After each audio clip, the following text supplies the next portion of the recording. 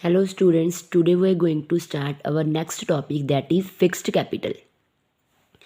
Fixed capital देखो अपने को होंगी है परमानेंट कैपिटल लाइक अपने को plant and machinery furniture acid जो अपने फिक्सड एसिड होंगे है तो ਉਹਦੇ ਲਈ ਆਪਾਂ ਇਹ ਲੌਂਗ ਟਰਮ ਦੇ ਲਈ ਹੁੰਦੀ ਹੈ ਇਹਦੇ ਲਈ ਆਪਾਂ ਨੂੰ ਪੈਸਾ ਵੀ ਜ਼ਿਆਦਾ ਚਾਹੀਦਾ ਹੁੰਦਾ ਵਾ ਤਾਂ ਸਟਾਰਟਿੰਗ ਲਈ ਦਾ ਕੈਪੀਟਲ ਜੋ ਇਨਵੈਸਟ ਕੀਤੀ ਜਾਂਦੀ ਹੈ ਉਹ ਕਿਹੜੀ ਹੁੰਦੀ ਹੈ ਇਨ ਫਿਕਸਡ ਐਸਿਡ ਹੈ like land and building plant and machinery furniture and fixture ये किहड़ी हुंदी अपने फिक्सड कैपिटल ਜਿਹਦੇ ਲਈ ਆਪਾਂ ਇਹ ਜਿਹੜੇ ਸਾਰੇ ਪ੍ਰੋਜੈਕਟ ਆਪਾਂ ਨੂੰ ਪੈਸਾ ਚਾਹੀਦਾ ਹੁੰਦਾ ਕਾਹਦੇ ਪਰਪਸ ਲਈ ਚਾਹੀਦਾ ਹੁੰਦਾ ਵਾ ਲੌਂਗ ਟਰਮ ਪਰਪਸ ਦੇ ਲਈ ਕਾਫੀ ਜ਼ਿਆਦਾ ਪੈਸਾ ਇਨਵੈਸਟ ਕਰਨਾ ਹੁੰਦਾ ਵਾ ਉਹਦੇ ਕਰਕੇ ਤਾਂ ਕੀ ਹੈ managing fixed capital is related to investment decision ਕਿਹਦੇ ਨਾਲ ਰਿਲੇਟ ਕਰਦੇ ਆ ਇਨਵੈਸਟਮੈਂਟ ਡਿਸੀਜ਼ਨਸ ਅਤੇ ਉਹਨੂੰ ਆਪਾਂ ਹੋਰ ਕੀ ਬੋਲ ਦਿੰਦੇ ਹਾਂ ਕੈਪੀਟਲ ਬਜਟਿੰਗ ਜਿਹੜੀ ਹੁਣ ਕੈਪੀਟਲ ਬਜਟਿੰਗ ਹੈ ਇਹ ਆਪਣੀ ਕਿਹਦੇ ਵਿੱਚ ਹੈਲਪ ਕਰਦੀ ਹੈ ਕੋਈ ਵੀ ਬਿਜ਼ਨਸ ਨੂੰ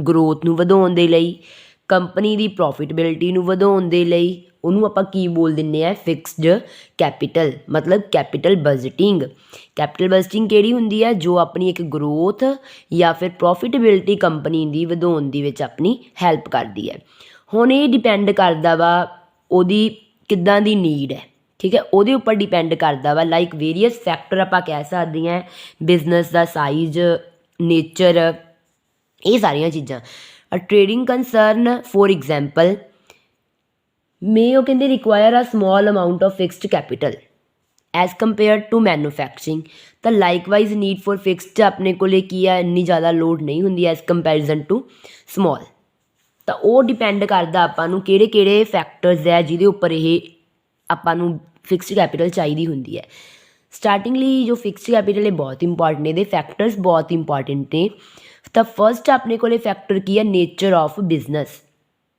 ਜੋ ਬਿਜ਼ਨਸ ਦਾ ਨੇਚਰ ਹੈ ਉਹ ਕਿੱਦਾਂ ਦਾ ਹੁਣ ਦੇਖੋ ਬਿਜ਼ਨਸ ਦਾ ਨੇਚਰ ਦੇ ਮੀਨਸ ਤੋਂ ਹੁੰਦਾ ਸਾਈਜ਼ ਜੇ ਤਾਂ ਬਿਜ਼ਨਸ ਦਾ ਸਾਈਜ਼ ਹੈ ਜਿਹੜਾ ਆਪਣੇ ਕੋਲ ਲੌਂਗ ਟਰਮ ਦਾ ਹੈ ਤਾਂ ਜ਼ਿਆਦਾ ਪੈਸੇ ਦੀ ਲੋੜ ਹੈ ਕਿਉਂਕਿ ਇਹ ਸਿਰਫ ਆਪਾਂ ਫਿਕਸਡ ਕੈਪੀਟਲ ਦੀ ਗੱਲ ਕਰਦੇ ਪਏ ਹਾਂ ਇਹਦੇ ਵਿੱਚ ਆਪਣੇ ਕੋਲ ਲੌਂਗ ਪਰਪਸ ਹੀ ਆਉਣਗੇ ਸ਼ਾਰਟ ਪਰਪਸ ਨਹੀਂ ਆਉਣੇ ਸ਼ਾਰਟ ਪਰਪਸ ਆਪਣੇ ਕੋਲ ਆਉਂਦੇ ਆ ਵਰਕਿੰਗ ਕੈਪੀਟਲ ਦੇ ਵਿੱਚ ਤਾਂ ਜਿਹੜੀ ਆਪਣੀ ਇਹ ਟਾਈਪ ਹੈ ਬਿਜ਼ਨਸ ਦੀ has a bearing upon a fixed capital requirement ਜਿਹੜੀਆਂ ਫਿਕਸਡ ਕੈਪੀਟਲ ਰਿਕੁਆਇਰਮੈਂਟ ਹੈ likewise example trading concern trading ਹੁੰਦਾ ਬਿਜ਼ਨਸ ਕੰਸਰਨ ਹੁੰਦਾ ਰਿਲੇਟਡ ਕਿਹਦੇ ਰਿਲੇਟਡ ਹੈ needs lower investment in fixed assets as comparison with the manufacturing organisation ਤਾਂ ਉਹਦੇ ਵਿੱਚ ਕੀ does not require to purchase plant and machinery ਤਾਂ ਉਹਦੇ ਵਿੱਚ ਆਪਾਂ ਨੂੰ ਲੋੜ ਹੀ ਨਹੀਂ ਪਲਾਂਟ ਐਂਡ ਮਸ਼ੀਨਰੀ ਖਰੀਦਣ ਦੀ ਜਿੱਦਾਂ ਫੋਰ ਐਗਜ਼ਾਮਪਲ ਰੇਲਸ ਹੈ ਰੋਡਸ ਹੈ ਜਾਂ ਹੋਰ ਆਪਣੀਆਂ ਅਦਰ ਫੈਸਿਲਿਟੀਜ਼ ਹੈ ਜੋ ਆਪਾਂ ਨੂੰ ਚਾਹੀਦੀਆਂ ਉਹਦੇ ਲਈ ਕੀ ਹੈ working capital requirement nominal as they supply services and not products ਠੀਕ ਹੈ ਉਹਦੇ ਵਿੱਚ ਨਹੀਂ ਆਪਣੇ ਕਰਦੀ ਸਿਰਫ ਇਹ ਕਿਹਦੇ ਵਿੱਚ ਡੀਲਿੰਗ ਕਰਦੀ ਓਨਲੀ ਕੈਸ਼ ਸੇਲ ਓਨਲੀ ਤਾਂ ਦੂਸਰੀ ਸਾਈਡ ਦੇਖਿਆ ਜਾਵੇ ਤਾਂ ਜੋ trading organisation like retailer require less of fixed capital ਘੱਟ ਲੋੜ ਹੁੰਦੀ ਹੈ ਤਾਂ ਉਹਨਾਂ ਨੂੰ ਉਹਦੇ ਅਕੋਰਡਿੰਗ ਜ਼ਿਆਦਾ ਅਮਾਊਂਟ ਦੇ ਵਿੱਚ ਨਹੀਂ ਲੋੜ ਹੁੰਦੀ ਲੈਂਡ ਬਿਲਡਿੰਗ ਪਲਾਂਟ ਮਸ਼ੀਨਰੀ ਫਿਰ ਆਪਣੇ ਕੋਲ ਆ ਗਿਆ ਸਾਈਜ਼ ਸਕੇਲ ਜੋ ਫਸਟ ਸੀਗਾ ਉਹ ਨੇਚਰ ਸੀਗਾ ਬਿਜ਼ਨਸ ਦਾ ਚਲੋ ਨੇਚਰ ਕਾਹਤੇ ਡਿਪੈਂਡ ਕਰਦਾ ਵਾ ਕਿ ਕਿੱਦਾਂ ਦਾ ਆਪਾਂ ਨੂੰ ਫੈਸਿਲਿਟੀਜ਼ ਵਗੈਰਾ ਚਾਹੀਦੀਆਂ ਸੀਗੀਆਂ ਹੁਣ ਸਾਈਜ਼ ਆ ਗਿਆ ਬਿਗਰ ਦਾ ਸਾਈਜ਼ ਤਾਂ ਉਹਦੇ ਵਾਸਤੇ ਜ਼ਿਆਦਾ ਚਾਹੀਦੀ ਹੈ ਜੇ ਥੋੜ੍ਹਾ ਵਾ ਤਾਂ ਥੋੜ੍ਹੀ ਚਾਹੀਦੀ ਹੈ ਫਿਰ ਪ੍ਰੋਡਕਸ਼ਨ ਟੈਕਨੀਕਸ ਕਿਹੜੀਆਂ ਵਾ ਮਤਲਬ ਪ੍ਰੋਡਕਸ਼ਨ ਟੈਕਨੀਕ ਮੀਨਸ ਕਿ ਆਪਾਂ ਜੋ ਵਰਕ ਕਰ ਰਹੇ ਹਾਂ ਉਹ ਮੈਨੂਅਲੀ ਕਰ ਰਹੇ ਹਾਂ ਜਾਂ ਦੂਸਰਾ ਕਰ ਰਹੇ ਹਾਂ ਲੇਬਰ ਇੰਟੈਂਸਿਵ ਦੇਖੋ ਇੱਕ ਹੁੰਦਾ ਲੇਬਰ ਇੰਟੈਂਸਿਵ ਇੱਕ ਹੁੰਦਾ ਮੈਨੂਅਲੀ ਲੇਬਰ ਇੰਟੈਂਸਿਵ ਹੁੰਦਾ ਜੋ ਆਪਾਂ ਹੱਥ ਨਾਲ ਕੰਮ ਕਰਦੇ ਹਾਂ ਤਾਂ ਉਹਦੇ ਵਿੱਚ ਕਿਤੇ ਨਾ ਕਿਤੇ ਆਪਾਂ ਕਈ ਵਾਰ ਕਹਿ ਵੀ ਸਕਦੇ ਚਲੋ ਕੋਸਟ ਘੱਟ ਆ ਗਈ ਜਾਂ ਮੈਨੂਅਲੀ ਹੁੰਦੀ ਜਿਹੜਾ ਸਾਰਾ ਇਲੈਕਟ੍ਰੋਨਿਕ ਫਾਰਮ 'ਚ ਆ ਜਾਂਦਾ ਮਸ਼ੀਨਾਂ ਦੇ ਦੁਆਰਾ ਕੀਤਾ ਜਾਂਦਾ ਕਹਿੰਦੇ ਕੁਛ ਕੁ ਔਰਗਨਾਈਜੇਸ਼ਨ ਆਪਣੀਆਂ ਕੈਪੀਟਲ ਇੰਟੈਂਸਿਵ ਹੁੰਦੀਆਂ ਕੈਪੀਟਲ ਇੰਟੈਂਸਿਵ ਆਪਾਂ ਕਿਹਨੂੰ ਬੋਲ ਦਿੰਦੇ ਹਾਂ ਜੋ ਮਸ਼ੀਨਸ ਦੁਆਰਾ ਕੀਤਾ ਜਾਂਦਾ where as others are labour intensive ਕਿਹੜੀਆਂ ਹੁੰਦੀਆਂ ਜੋ ਆਪਾਂ ਹੱਥ ਨਾਲ ਕਰਦੇ ਹਾਂ ਮੈਨੂਅਲੀ ਮੈਂ ਤੁਹਾਨੂੰ ਮੈਨੂਅਲੀ ਦੂਸਰਾ ਬੋਲ ਗਈ ਸੀ ਮੈਨੂਅਲੀ ਆਪਣੇ ਕੋਲੇ ਕੀ ਹੁੰਦਾ ਵਾ ਜੋ ਆਪਾਂ ਹੱਥ ਨਾਲ ਕੰਮ ਕਰਦੇ ਹਾਂ ਅਤੇ ਕੈਪੀਟਲ ਇੰਟੈਂਸਿਵ ਦੇ ਵਿੱਚ ਆਪਾਂ ਨੂੰ ਜ਼ਿਆਦਾ ਰਿਕੁਆਇਰਮੈਂਟ ਦੀ ਲੋੜ ਹੁੰਦੀ investment the as comparison to manual ਦੇ ਵਿੱਚ ਨਹੀਂ ਇੰਨੀ ਜ਼ਿਆਦਾ ਆਪਾਂ ਨੂੰ ਲੇਬਰ ਵਗੈਰਾ ਦੀ ਲੋੜ ਹੁੰਦੀ ਤਾਂ requirement of fixed capital for such organisation would be higher, ਜਿਵੇਂ ਜਿਵੇਂ ਵੱਧਦੀ ਜਾਂਦੀ ਹੈ labour intensive organisation on the other hand less investment in fixed capital, ਇਹਨਾਂ ਵਿੱਚ ਆਪਣੀ ਕੋਲ ਕੀ ਹੈ ਘੱਟ ਜਾਂਦੀ ਹੈ। ਨੈਕਸਟ 4th ਪੁਆਇੰਟ ਹੈ ਟੈਕਨੋਲੋਜੀ ਅਪਗ੍ਰੇਡੇਸ਼ਨ। ਅਪਗ੍ਰੇਡ ਹੁੰਦਾ ਵਾ ਕਿ ਆਪਾਂ ਨੂੰ ਟਾਈਮ ਟੂ ਟਾਈਮ ਬਦਲਦੇ ਰਹਿੰਦੇ ਹਾਂ, ਰਿਕਵਰ ਕਰਦੇ ਰਹਿੰਦੇ ਹਾਂ। ਤਾਂ ਕੁਛ ਕੁ ਇੰਡਸਟਰੀਜ਼ ਦੇ ਵਿੱਚ ਐਸਿਡ ਬਿਕਮ ਐਬਸੋਲਿਊਟ ਸੂਨਰ। ਐਬਸੋਲਿਊਟ ਹੁੰਦਾ ਮਤਲਬ ਉਹਦੀ ਟੈਕਨੋਲੋਜੀ ਆਊਟਡੇਟਡ ਹੁੰਦੀ ਰਹਿੰਦੀ ਹੈ। ਆਊਟਡੇਟਡ ਮੀਨਸ ਅਪਗ੍ਰੇਡ ਹੁੰਦੀ ਰਹਿੰਦੀ ਹੈ। ਤਾਂ ਉਹਨੂੰ ਬਦਲਣ ਦੇ ਲਈ ਆਪਾਂ ਨੂੰ ਮਤਲਬ ਰਿਪਲੇਸਮੈਂਟ ਤਾਂ ਕਰਨੀ ਪਊਗੀ, ਕਿਉਂਕਿ ਹੁਣ ਆਪਾਂ ਟੈਕਨੋਲੋਜੀ ਨਾਲ ਹੀ ਚੱਲ ਸਕਦੇ ਹਾਂ। ਅਗਰ ਟੈਕਨੋਲੋਜੀ ਨਾਲ ਚੱਲਾਂਗੇ ਫਿਰ ਹੀ ਆਪਾਂ ਨੂੰ ਬੈਨੀਫਿਟ ਹੋਊਗਾ।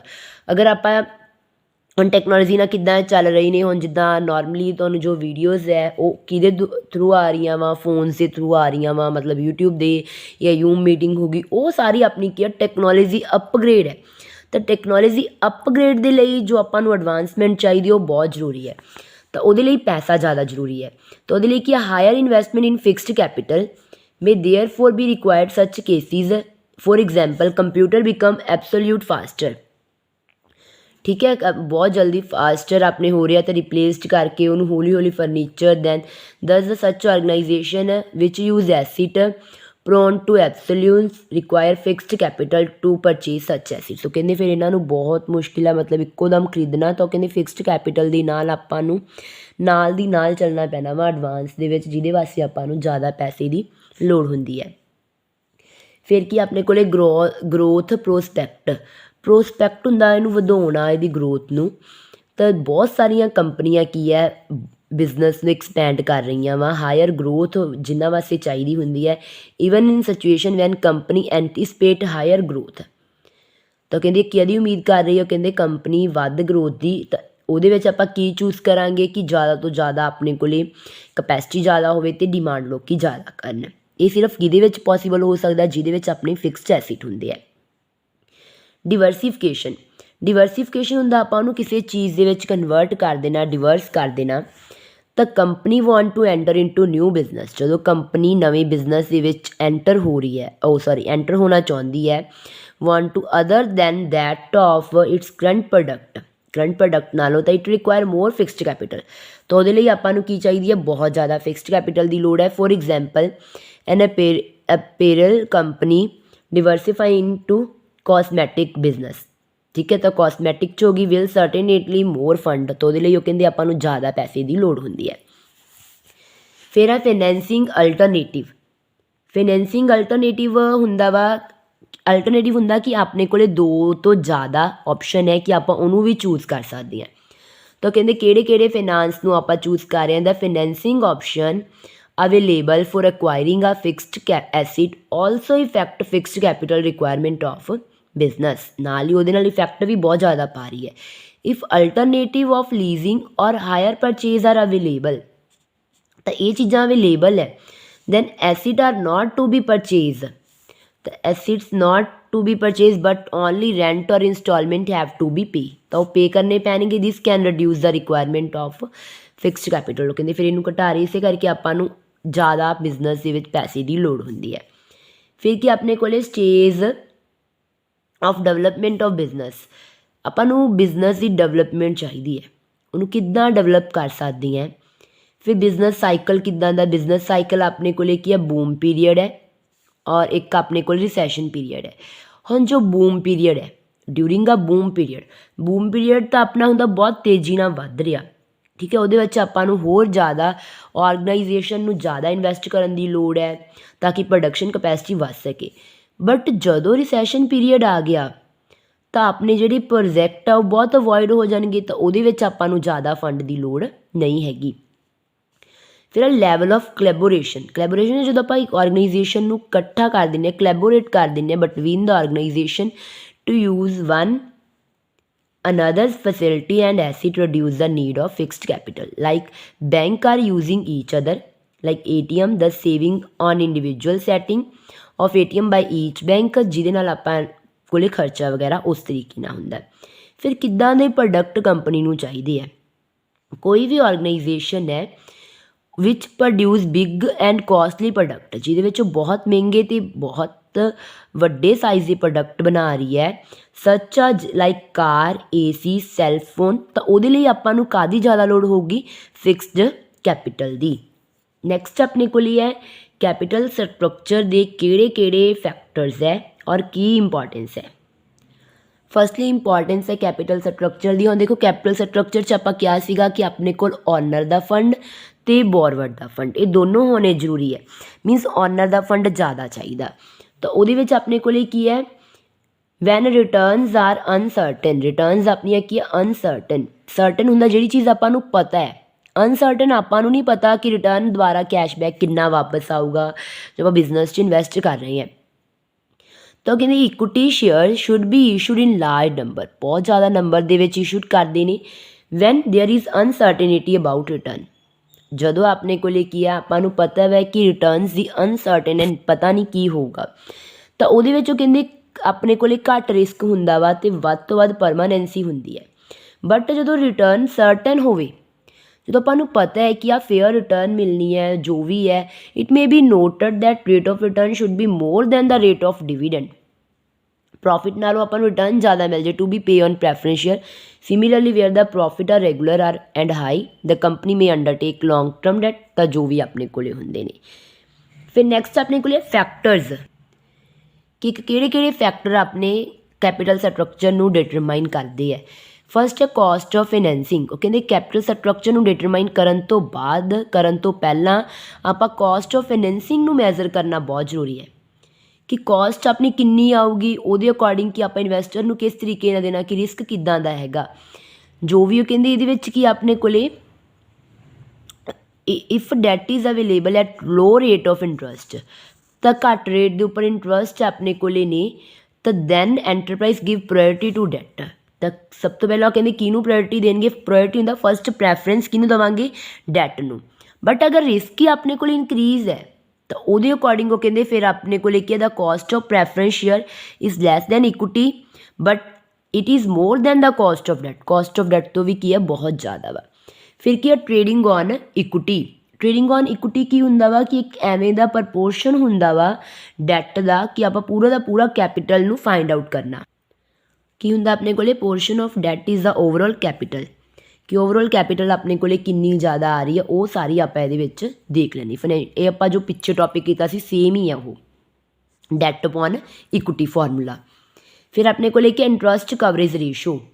ਇੰਟਰਸਟ ਉਹ ਕਹਿੰਦੇ ਆਪਾਂ ਰੈਫਰ ਕਰਦੇ ਨੰਬਰਸ ਟਾਈਮ ਕਿੰਨਾ ਅਰਨਿੰਗ ਕਰ ਰਿਹਾ ਬਿਫੋਰ ਇੰਟਰਸਟ ਐਂਡ ਟੈਕਸਿਸ ਵਗੈਰਾ। ਇਹਦਾ ਫਾਰਮੂਲਾ ਕੀ ਹੈ? In earning before interest and taxes upon interest. ਫਿਰ ਆਪਣੇ ਕੋਲ ਕਿ debt service coverage ratio.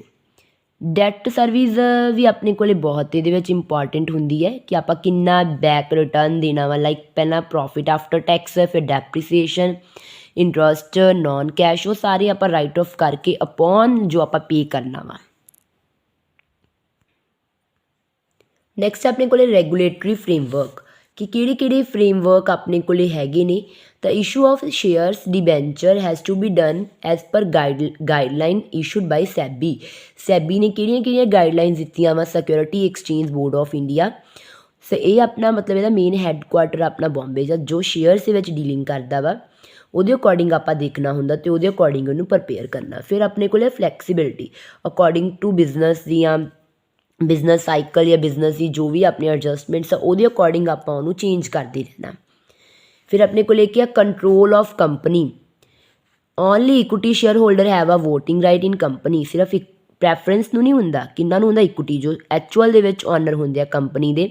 So control of company ਵੀ ਉਹਨਾਂ ਦੇ ਹੱਥ ਦੇ ਵਿੱਚ ਹੀ ਹੁੰਦਾ। ਉਹਨਾਂ ਨੇ ਕਿੰਨਾਂ ਨੂੰ ਚੁਣਨਾ ਵਾ? ਬੋਰਡ ਆਫ ਡਾਇਰੈਕਟਰ ਨੂੰ। ਬੋਰਡ ਆਫ ਡਾਇਰੈਕਟਰ ਕੌਣ ਹੁੰਦੇ ਨੇ? ਜੋ ਐਕਚੁਅਲ ਬਿਜ਼ਨਸ ਨੂੰ, ਜੋ ਕੰਪਨੀ ਨੂੰ ਕੀ ਕਰਦੇ ਨੇ? ਕੰਟਰੋਲ ਕਰਦੇ ਨੇ।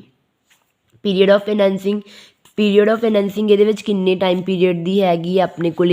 ਵੇਅਰ ਦਾ ਫੰਡ ਆ ਨੀਡਡ ਫॉर ਮੀਡੀਅਮ ਔਰ ਸ਼ਾਰਟ ਪ੍ਰੈਫਰੈਂਸ ਸ਼ੇਅਰ ਡਿਬੈਂਚਰ, ਉਹ ਕਹਿੰਦੇ ਉਹ ਸਾਰੇ ਪ੍ਰੈਫਰ ਕੀਤੇ ਜਾਂਦੇ ਨੇ। ਕੈਪੀਟਲ ਮਾਰਕੀਟ ਕੰਡੀਸ਼ਨਸ ਕਿੱਦਾਂ ਦੀਆਂ ਹੈਗੀਆਂ ਨੇ? ਉਹ ਡਿਪੈਂਡ ਕਰਦਾ ਵਾ ਮਾਰਕੀਟ ਕੰਡੀਸ਼ਨ, ਜੇ ਤਾਂ ਜ਼ਿਆਦਾ ਵਾ ਫਿਰ ਆਪਾਂ ਜ਼ਿਆਦਾ ਐਕਸਪੈਕਟ ਕਰਦੇ ਹਾਂ, ਅਗਰ ਘੱਟ ਹੈ ਤਾਂ ਉਹਦੇ ਅਕੋਰਡਿੰਗ। ਫਿਰ ਫਲੋਟੇਸ਼ਨ ਕੋਸਟ ਦੇ ਅਕੋਰਡਿੰਗ ਆਪਾਂ ਦੇਖਦੇ ਹਾਂ ਕਿ ਕੀ ਖਰਚੇ ਆ ਰਿਹਾ। The cost include the cost of advertisement, underwriting, statutory fee, ਇਹ ਸਾਰੀਆਂ ਚੀਜ਼ਾਂ ਦੇਖੀਆਂ ਜਾਂਦੀਆਂ। ਫਿਰ capital structure of other companies, ਬਾਕੀ ਸਾਰੀਆਂ ਕੰਪਨੀਆਂ ਦੇ ਵਿੱਚ ਕਿੱਦਾਂ ਦਾ ਸਟਰਕਚਰ ਹੈਗਾ ਵਾ ਉਹ ਸਾਰਾ ਕਰਨਾ। ਕੁਛ ਕੁ ਕੰਪਨੀਆਂ frame their capital structure according to industrial norms ਹੁੰਦਾ ਉਹਨਾਂ ਦੇ ਕੀ ਰੂਲਸ ਰੈਗੂਲੇਸ਼ਨ ਆ ਉਹਦੇ ਬਿਹਾਫ 'ਤੇ। ਬਟ ਅਗਰ ਆਪਾਂ ਪੂਰੇ ਧਿਆਨ ਨਾਲ ਕਰਾਂਗੇ ਦੂਜਿਆਂ ਤੋਂ ਬਿਨਾਂ, ਇਹ ਨਹੀਂ ਗਾ ਕਿ ਉਹਨਾਂ 'ਤੇ ਵਿਸ਼ਵਾਸ ਕਰਕੇ ਆਪਾਂ ਉਹਦੇ ਅਕੋਰਡਿੰਗ ਕਰਾਂਗੇ, ਤਾਂ ਉਹ ਕਹਿੰਦੇ ਆਪਣੀ ਕੰਪਨੀ ਨੂੰ ਨੁਕਸਾਨ ਹੈ ਇਹਦੇ ਵਿੱਚ, ਆਪਾਂ ਆਪਣੇ ਬਾਰੇ ਦੇਖਣਾ। ਫਿਰ ਇਹਦੀਆਂ ਕੀ ਲੀਗਲ ਰਿਕੁਆਇਰਮੈਂਟਸ ਹੈ, ਜੋ ਇਹਦੀ ਡੈਟ ਇਕੁਇਟੀ ਰੇਸ਼ੀਓ ਸ਼ੁੱਡ ਵੀ ਕਿੰਨੀ ਹੋਣੀ ਚਾਹੀਦੀ ਹੈ ਆਪਣੀ 3:1 ਹੋਣੀ ਚਾਹੀਦੀ ਹੈ। ਫਿਰ ਟਾਈਪਸ ਆਫ ਇਨਵੈਸਟਰ, ਕਿੱਦਾਂ ਦੇ ਇਨਵੈਸਟਰਸ ਹੋਣੇ ਚਾਹੀਦੇ ਨੇ, ਕਿ ਆਪਾਂ ਉਹਨਾਂ ਤੋਂ ਕੀ ਐਕਸਪੈਕਟ ਕਰਦੇ ਹਾਂ, ਠੀਕ ਹੈ, ਕਿੰਨਾ ਉਹ ਪੈਸਾ ਇਨਵੈਸਟ ਕਰਨ ਬਿਜ਼ਨਸ 'ਚ, ਉਹ ਸਾਰੀਆਂ ਚੀਜ਼ਾਂ ਆਪਾਂ ਇਹਦੇ ਵਿੱਚ ਦੇਖਣੀਆਂ। ਇਹ ਬਹੁਤ ਇੰਪੋਰਟੈਂਟ ਟੌਪਿਕ ਆਪਣੇ ਕੋਲ ਹੈ ਫਿਕਸਡ ਕੈਪੀਟਲ, ਜੋ ਆਪਾਂ ਸਟਾਰਟਿੰਗ ਦੇ ਵਿੱਚ ਕੀਤਾ ਵਾ। ਫਿਕਸਡ ਕੈਪੀਟਲ ਅਤੇ ਉਹਦੇ ਕਿਹੜੇ ਫੈਕਟਰਸ ਹੈ।